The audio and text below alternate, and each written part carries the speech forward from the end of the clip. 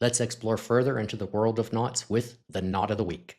In this week's video, we're going to have a look at the square knot. This video is a small part of the curriculum at the knot school. I hope you enjoy it. The square knot. The square knot is classified as a binding knot, and binding knots are used to tie an object or multiple objects together. The square knot can also be classified as a bend knot, a method to join or tie two ropes together.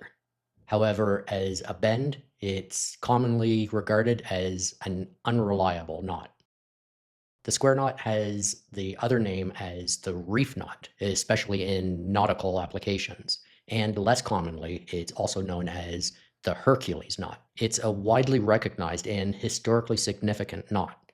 Its simplicity and perceived reliability have contributed to its widespread use, though its limitations are crucial to understand. Structurally, the square knot is formed by tying two consecutive half knots in opposite directions. The opposite directions are essential to distinguish it from the less secure granny knot, which is formed by two half knots tied in the same direction, resulting in a significantly weaker and unreliable knot.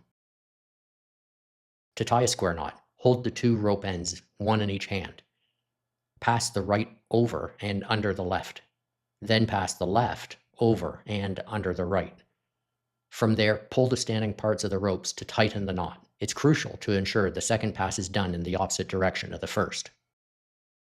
You can find the square knot in use in a lot of applications. In first aid, it's used for tying bandages, and it can also be found in boating, such as sailing, in camping, and in home and garden applications. However, its use in critical applications is strongly discouraged. The square knot performs reasonably well with natural fiber ropes, whose inherent friction help hold it together. However, it's prone to slippage, particularly with modern synthetic ropes like nylon or polypropylene, which have low friction coefficients. The primary risk associated with the square knot is its tendency to slip under fluctuating or heavy loads. It's also prone to capsize.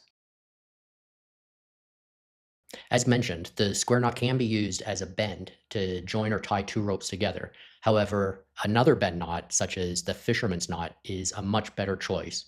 Equally as easy to tie, but much more secure.